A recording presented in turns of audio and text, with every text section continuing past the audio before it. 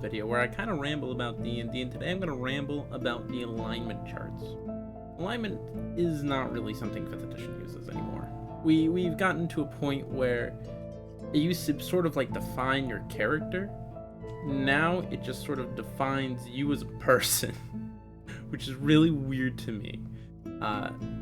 You can predict how a player is going to play depending on how much value they put into their alignment chart. If someone's gone chaotic neutral because you told them no evil alignments, that person is going to be a problem almost every time. I guarantee it. They're a problem. Anyone who wanted to play an evil character and then immediately defaults to chaotic neutral, they probably wanted to be a sort of chaos bringer and infighter. I would keep an eye on that player. As for what I would do, well, let's look at this alignment chart and understand alignments a little better, right? Now, as you can see, graphic design is my passion. And the alignments are from a lawful good to a chaotic evil and everything in between. To me, this should not really be a definitive end-all fact of the universe, right? I like to view this as how characters would treat themselves. That's weird to say, but hear me out. Every character is going to have a slightly different opinion on what is good or evil. But a demon does not believe it is doing good work. It understands what it is doing is evil. It simply just does not care. Demons are evil. Heroes are good. I'm obviously evil. I'm going to kill those guys for standing in my way. I don't care if they're justified. I don't care if I'm justified. I am here to do what I want. That's an evil character who views themselves as evil. This will solve the, moral compass problems that often come up when you use alignment charts. What I suggest, then, is that every alignment is sort of customized to the character who is being defined here. For example, a lot of villains who believe that they're saving their civilization, that's how you say that, would think they are good, even if to you they're evil. Is that the best way to do it? I don't know. I just talk on the internet. As for what I would define them in my games, because I do like to give people an idea on how I view these, good characters should be actively going out of their way to help people at their own detriment sometimes, where every time there's anything, they're looking for the best possible outcome for as many people, right? A good character doesn't just walk into the bar and get a drink. He'll get a drink for everyone. That's not just, I go to the bar and I have a drink and I hang out with my friends. It's, I go to the bar, I get a drink for everyone. Why not? All these people, they've had hard days. They probably deserve it. He doesn't judge. The good character is there to just do good. Chaos, well, chaos to lawful, a lot of people understand as being opposites, but I feel like people have a hard time envisioning how they're active opposites. Lawful is actively trying to create rules and to enforce rules and to exercise those rules. So not just like reactively saying, well, that's against the law. You shouldn't do that. It's also we should have a law about that. I'll see if I can't petition the lawmakers to write a law about that so we can understand how to deal with that situation in the future. Chaotic is going to actively try and destroy your expectations. They try to break what you expect of society first. Like, we live in a society, so they're going to try and break that. And they're going to try and destroy what you expect of yourself. And they're going to destroy what you expect of them. So by nature, chaos is a little hard to define, so it's harder for people to define it. Unfortunately, that leads to a lot of confusion as to its role. To me, all of these alignments should be active, not passive. Chaos should be an active form of chaos. If your character sits in the corner, just stealing people's gold, it's not chaotic. That's an asshole. As for the evil alignment, this is the one that a lot of people, oh, evil, no. Evil, active evil, is trying to harm as many people as they can. Actively. They are going out of their way to do it, even to their own detriment. For example, let's take Aku from Samurai Jack. The most evilest, evil of evil.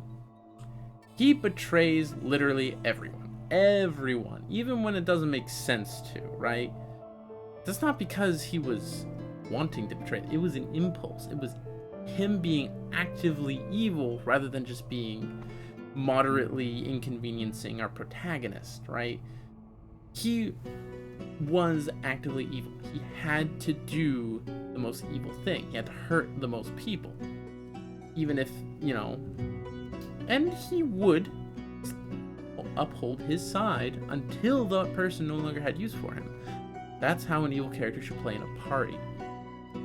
They should be upholding their side until the end of the campaign, when everything's wrapping up and it's a nice epilogue, and everyone forgot you're an evil character, and you're gonna go and start being a tyrant in the land that the kingdom gave you to rule over. Now, here's what I'm going to suggest. You can do the abilities in one of two ways. Good, to me.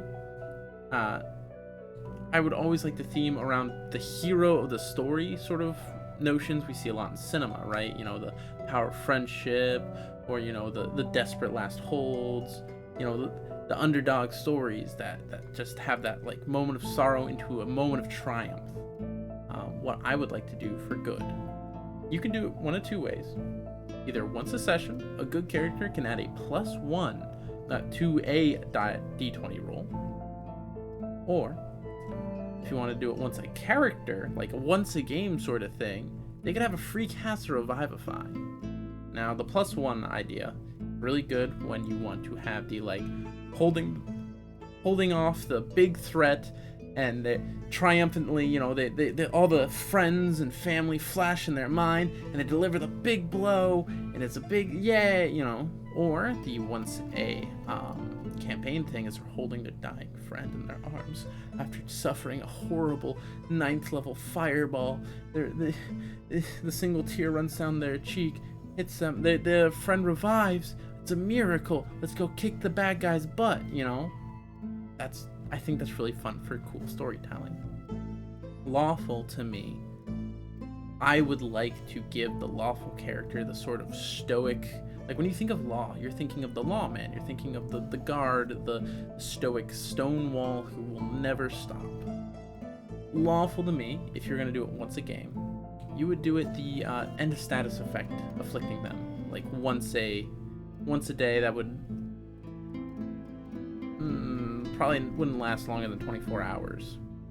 That status effect being ended, boom, they've used their ability. It's simple, it's defensive, but it's strong.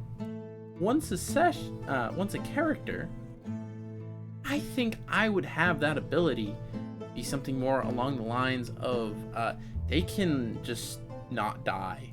Like if they go to death, they just decide not to. They have like that big stance that like, you won't break me, as they're leaning on their sword with 3 health, and they just decided to not die that day.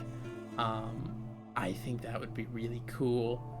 They just use this turn, and they're like invincible for that turn. They get like 5 health back.